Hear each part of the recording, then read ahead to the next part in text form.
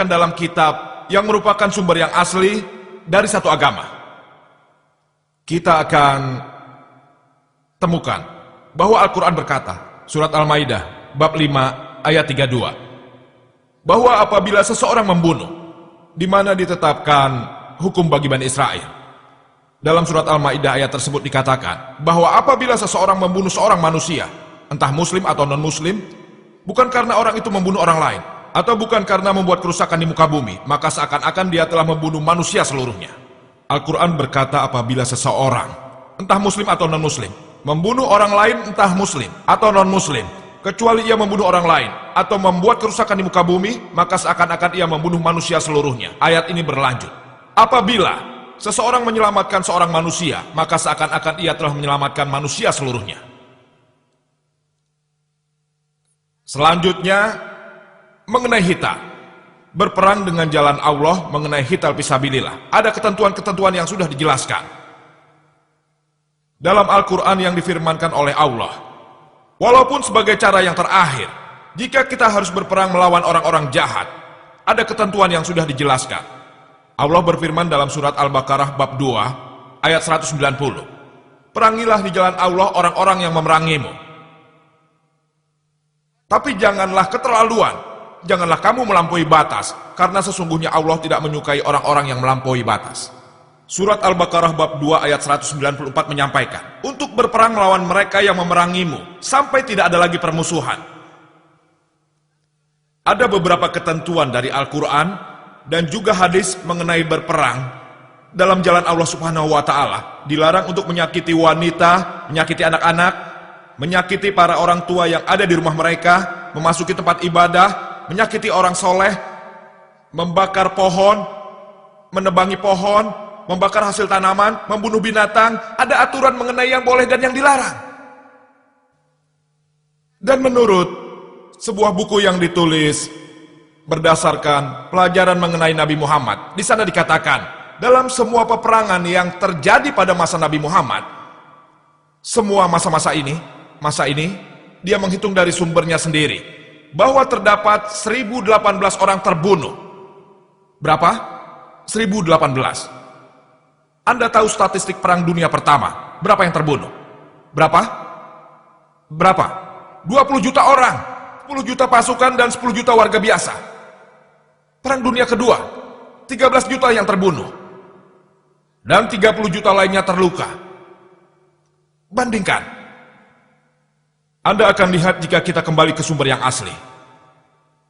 Anda akan tahu alasan sesungguhnya, dan pengajaran yang sesungguhnya, di belakang semua pernyataan Al-Quran. Dan tuduhan yang paling umum berkembang saat ini, yang paling di atas di daftar konsep-konsep keliru, adalah bahwa Islam disebarkan dengan pedang secara paksa. Islam berasal dari kata dasar wassalam, yang berarti damai, dan juga berarti penyerahan diri kepada Tuhan Allah yang Maha Besar. Seseorang yang menyerahkan diri kepada Allah Maha Besar untuk mendapatkan damai, ia akan disebut Muslim. Bayangkan, jika Anda menerjemahkan pernyataan Islam disebarkan dengan pedang, berarti damai disebarkan dengan pedang. Dan Islam secara umum menentang peperangan. Tapi sebagai cara terakhir, kekerasan boleh digunakan. Di negara manapun yang ada di dunia ini, dimanapun terdapat polisi, polisi-polisi ini pasti akan memperhatikan warga negara lainnya. Dan jika warga tidak mengikuti hukum negaranya, polisi-polisi ini akan menggunakan kekuatan untuk menjaga kedamaian negaranya. Karena itulah tiap negara punya polisi. Mereka dapat menggunakan kekerasan, boleh memiliki senjata. Tapi Islam menentang peperangan. Kita ingin damai. Tapi sebagai cara terakhir, apabila ada orang yang tidak menginginkan kedamaian dan ingin mengganggu kedamaian, maka untuk mengendalikan orang-orang semacam inilah Islam memberikan izin untuk menggunakan kekerasan. Cara terakhir. Jawaban atas konsep keliru bahwa Islam disebarkan dengan pedang diberikan dengan baik oleh ahli sejarah yang terkenal bernama O'Leary.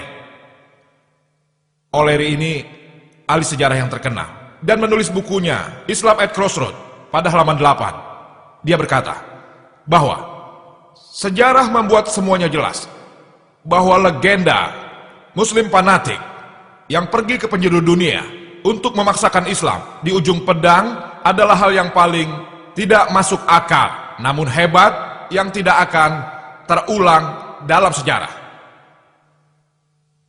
Jadi tulisan O'Leary dalam bukunya tersebut membuat sejarah jadi jelas bahwa legenda Muslim fanatik yang pergi ke penjuru dunia untuk memaksakan Islam di ujung pedang adalah hal yang paling tidak masuk akal, namun hebat dan tidak akan terulang dalam sejarah.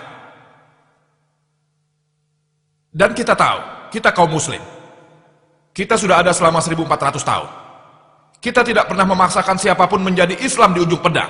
Dalam perang salib yang memisahkan para muslim, tidak ada satu muslim pun yang bisa terang-terangan melakukan azan.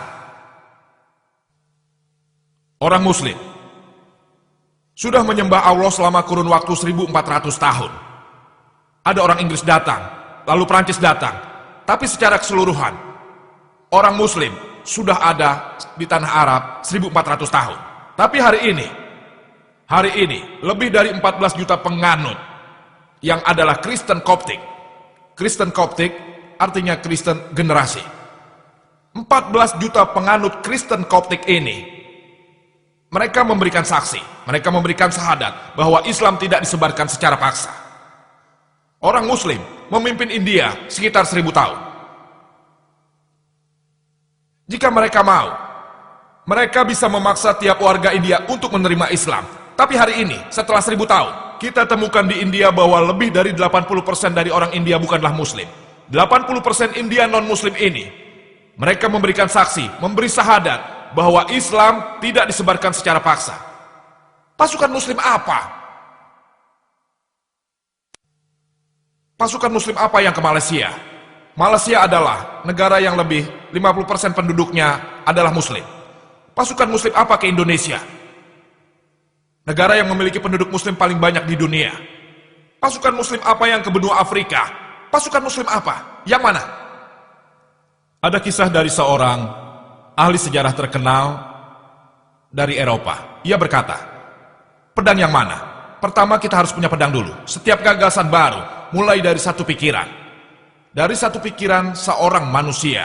Satu manusia terhadap seluruh dunia. Satu terhadap semua orang lainnya. Jika gagasannya bagus, ia akan mengangkat pedang dan mempropagandakannya. Pertama, ia harus mengangkat pedangnya. Pedang itu adalah intelektualnya. Seperti firman Allah dalam surat An-Nahl bab 16 ayat 125. Ud'u ila sabili rabbika bil hikmah wal mau'izatil hasanah wajatil billati ahsan. Serulah manusia dalam jalan Tuhanmu dengan hikmah dan pelajaran, dengan cara yang baik, dan bantahlah mereka dengan cara yang baik. Perhatikanlah ini. Ada sebuah artikel dalam majalah yang merupakan reproduksi dari buku yang dulu diterbitkan tahun 1986. Artikel ini memberikan statistik peningkatan agama-agama terbesar di dunia dalam jangka waktu 50 tahun. Dari 1934 sampai dengan 1984. Di situ dikatakan, agama nomor satu yang tumbuh paling pesat adalah Islam, 235%. Dalam waktu 50 tahun, Islam berkembang sebanyak 235%. Agama Kristen hanya 45%. Saya ingin bertanya, perang apa yang terjadi antara tahun 1934 sampai 1984? Siapa yang memaksa non-muslim untuk menjadi Islam? Siapa? Hari ini, agama yang berkembang di Amerika tercepat adalah Islam. Agama yang berkembang paling cepat di Inggris, Islam. Saya ingin bertanya. Sekarang saya ingin tahu, muslim mana yang memaksa bangsa Amerika untuk menerima Islam? Saya bertanya, muslim mana yang memaksa orang Eropa menerima Islam? Itu kan kebebasan bicara di Amerika, kebebasan bicara di Eropa.